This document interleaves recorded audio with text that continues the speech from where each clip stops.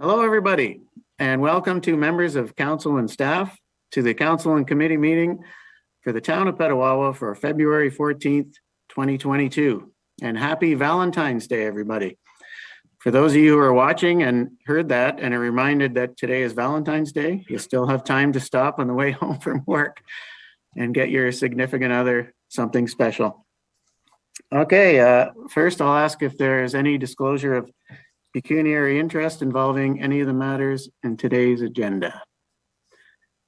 Having seen none, are there any presentations? No presentations, Deputy.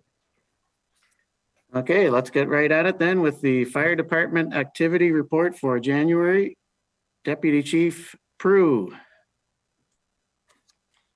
Thank you, Deputy Mayor.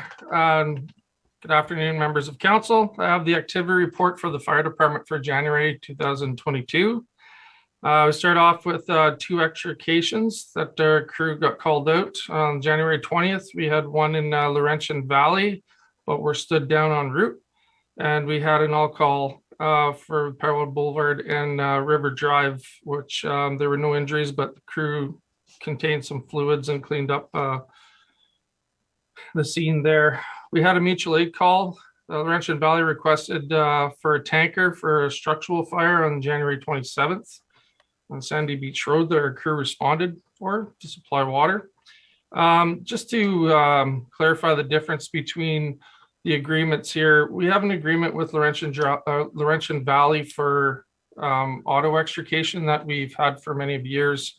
And we provide that service to them. We have a portion of their municipality that we respond into to provide the extrication.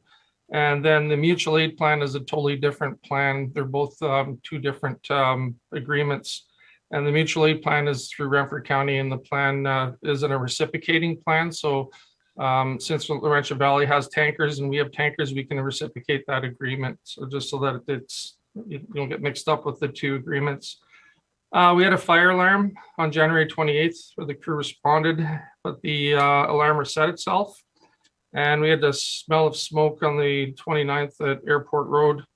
It was determined that was due to melting plastic in the hot water tank. We had an unknown odor call on January 29th on Garwin. The crews used multi-gas detectors to try to locate the issue, but they couldn't find anything. And on the 30th, we had a structure fire on Biesenthal Road. The crew responded to it. First came in as a chimney fire and then was upgraded to a structure fire. The crew was able to contain the fire in the roof. There was nobody injured, but a family animal, I believe it was a dog, alerted the residents to the fire. But they did have working smoke alarms and CO alarms and were able to self-evacuate. The crews brought it under control within an hour, and it's still being investigated.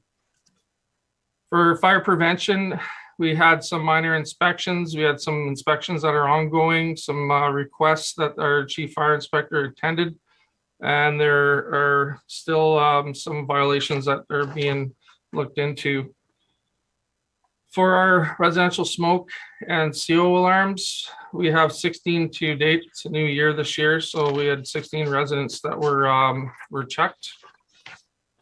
For our open air burning permits, we have a new total of 857. For training, our platoons trained on our new online training platform that keeps our people out of the halls and congregating together. And it is the first time that we use it. And tomorrow is the last day for the crews to get their training in. But the topics that they're training on this month are defensive driving strategies, driver safety, and industrial driver operator of Canada. For maintenance, we had two vehicles that were maintained. When the air brake was repaired off our rescue truck, and it froze up on us on a call earlier in the month due to the elements being so cold, but we got it corrected.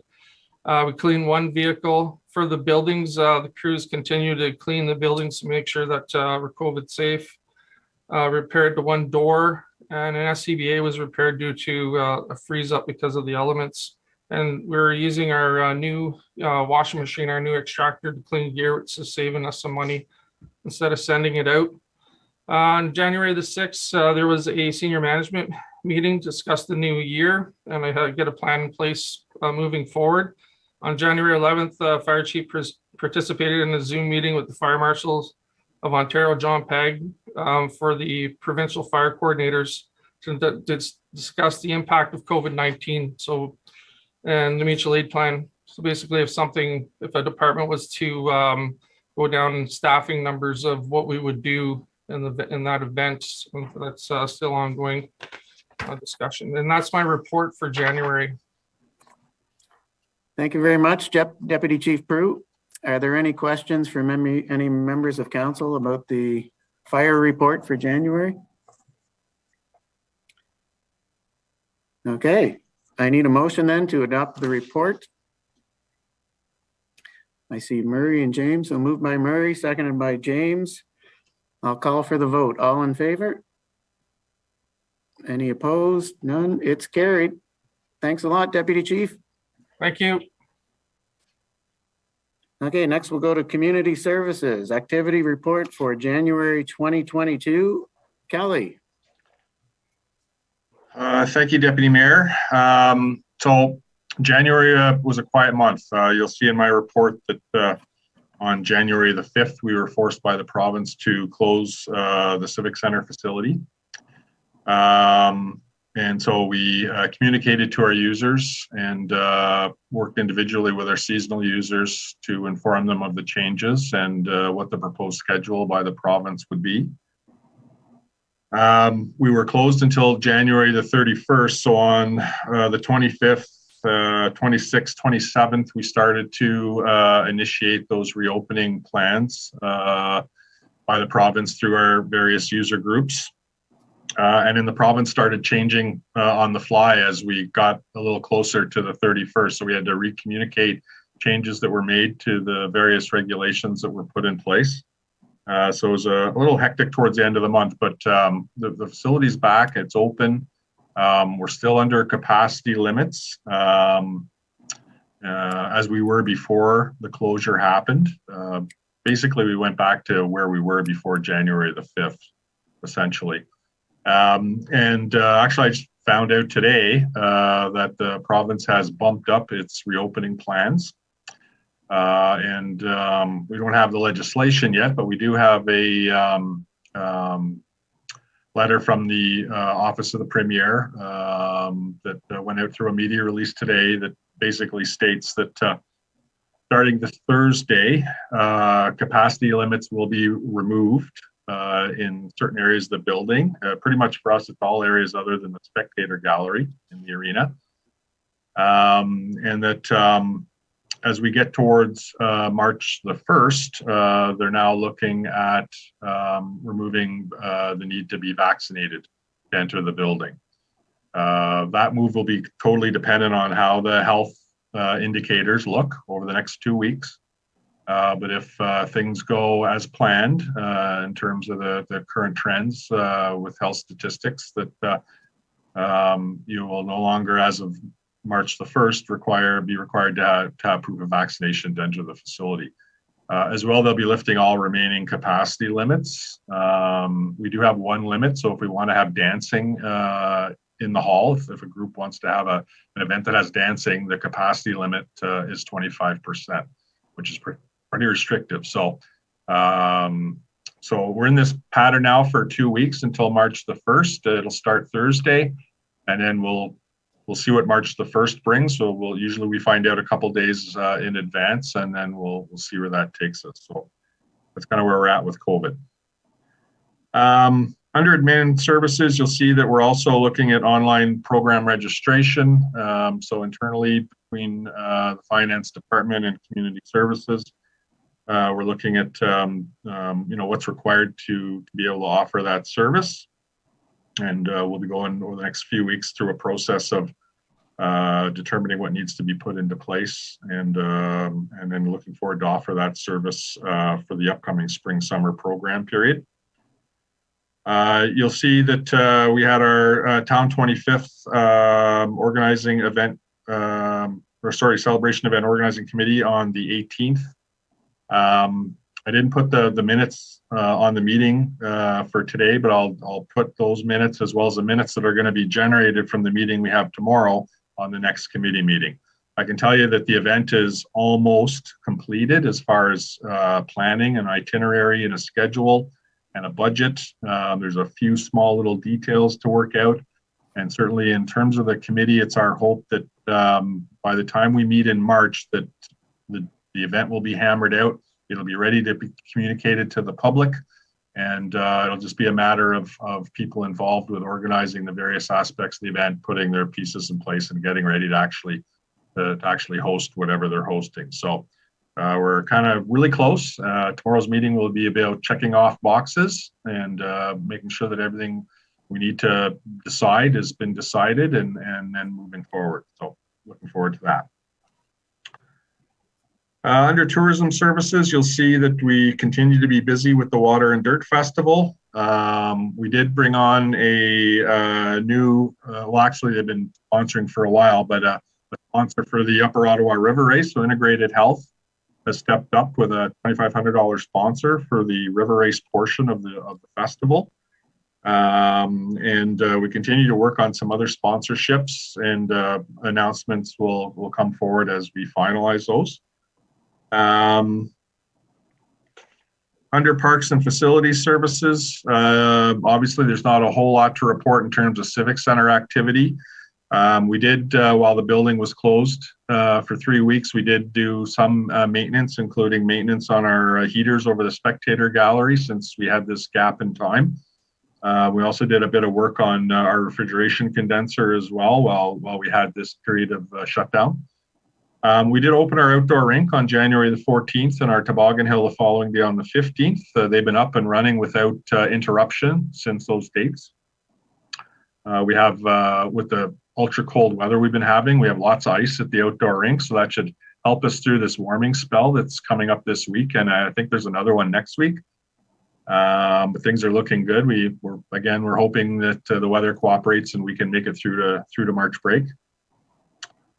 Under program services, so as a result of the regulation changes that came into effect in early January, we had to cancel our indoor programs. We were able, however, to operate some outdoor programs. So, regulations in terms of outdoor programs were not as restrictive. And so we were able to do some smaller programs in that 3-week period. We did put a grant into CPRA again this year for a summer student. So that was submitted on January the 11th. And lastly, under programs, I'll just let you know the Cabin Fever is about a little over halfway done. The event is going very well. Certainly, we've had lots of compliments in terms of people coming in to get their prizes for the various events that we've been hosting. This week coming up, we have Hiskes is hosting a family and kids bingo on Tuesday. We have a snowshoe and a bonfire event hosted by Town Place Sweets on Wednesday. Our Cooking It Forward program runs on Thursday, and then we finish off Cabin Fever this year with another Sounds of Business event taking place at End of the Leash Pet Boutique from 7 to 9, and there might be one ticket left. If anybody's looking for a ticket, I think there's one left. Of course, it's capped at 25 because those are the regulatory changes that were put into play. And so Cabin Fever, we had to make a lot of alterations this year because of the regulations, but it's been going quite well and been quite well received by participants in the various events. Under rental activity, so we only had one. The Canadian Blood Services came in to do a blood donor clinic on January the 11th. Of course, blood donor clinics are one of those 5 or 6 things that are allowed to occur in the facility during the shutdown because it's a necessary service that's required by the public. That's pretty much it. Looking forward to Thursday and lifting some of these capacity limits. Certainly our hockey players will be happy that we don't have to keep our dressing rooms at 50%, so that'll be very welcomed. working towards March 1st, and hopefully we have some light at the end of the tunnel. And that's my report for January. Thank you, Kelly. That's very exciting news in terms of the March 1st lifting of some of the restrictions. Help the recreation department get back to some sense of normalcy in terms of programming and all the athletics that we offer here in Petawawa. So that's good. I just have a quick question in terms of the dance up in the hall. What would 25% of our capacity be? Our capacity is 272. So, you're talking about an event of, 50-ish or less. So most large events that are going to host dancing, they're more than 50 people. So it's pretty restrictive. That being said, we don't have anything kind of booked or nobody looking to book anything. This is normally a quieter time of year. Most of our tournaments have canceled, and those decisions were made many months ago. So there really won't be an impact on the building. And if things go as planned, this restriction is only in play for another 2 more weeks. And then as of March 1st, it'll be lifted and we'll be back to normal. All right. Are there any questions for Kelly from members of council? No questions. Okay, you're off the hook, Kelly. So I need a motion to adopt the community services report. Moved by Teresa. Seconded by anyone? Murray, seconded by Murray. I'll call for the vote. All in favor? Any opposed? It's carried. Thanks again, Kelly. Thank you. Okay, we'll go to the finance report, accounts payable for January 2022. Annette. Okay, if anybody has any questions. So there's nothing you'd like to point out for us, Annette? Nope. Nothing? Any questions from any members of council? Wow. Okay, I need a motion to pay the bills for January then. Moved by James, seconded by Tom, that we pay the bills for January. I'll call for the vote. All in favor? Any opposed? It's carried. Bills are paid. Annette, thanks. Okay, we'll go to admin 03 2022 taxi licensing report. And Colin, you'll be reporting on this? Yes, thank you, Deputy Mayor. Through you to council, the admin 03 2022 taxi license application report for February contains the taxi driver's license applications and taxi vehicle license applications for the renewals for 2022. All applications have been received and vetted and meet the bylaw and provincial requirements, and all applicable fees have been received for February. So the recommendation before you is that council approves the taxi license and vehicle license applications in accordance with the current taxi bylaw. If there's any questions, I'm available to take. Any questions or comments from members of council? Having seen none, I need a motion to accept admin 03 2022. It's moved by Teresa, seconded by Murray. I'll call for the vote. All in favor? It's carried. Thank you, Colin. Okay, next up we have admin 04 2022, the animal control bylaw enforcement activity report for January 2022. Dawn, you're up. Yes, thank you, Deputy Mayor. I just wanted to highlight snow removal. Again, just to remind residents that you are to keep snow on your own property. You cannot be pushing it across the roadway, or putting it on your neighbor's property. So please keep that in mind. And I wanted to note that with our false alarms, again, just to remind residents to ensure that they keep their alarm systems repaired and keep in contact with their alarm company so that we don't get any further false alarms. That would be wonderful. And I could answer any questions should council have. Any questions or comments on that report from members of council? Okay, I'd just like to point out that 2020 was our first full year for the DocuPet program. and I think it was a huge success in terms of making it convenient for all the residents of Petawawa, reducing the workload on our staff as well. And Don had mentioned to me earlier that 20% of the custom tag sales we donate to OSPCA. And for the 2020 year, we donated $1,500 from that program to the OSPCA.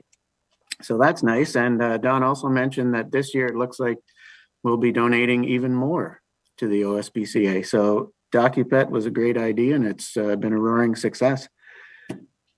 No other questions or comments? Okay, I need a motion to accept that report. It's moved by James. Seconded by Teresa. I'll call for the vote. All in favor? It's carried. Thank you very much, Don. Do we have anything for general matters? Nothing, Deputy Mayor. Anything for closed? And nothing, Deputy Mayor. Okay, that was a quick one. I need a motion to adjourn. It's moved by Murray, seconded by Tom. I'll call for the vote. All in favor? This meeting is adjourned. Thank you, everybody.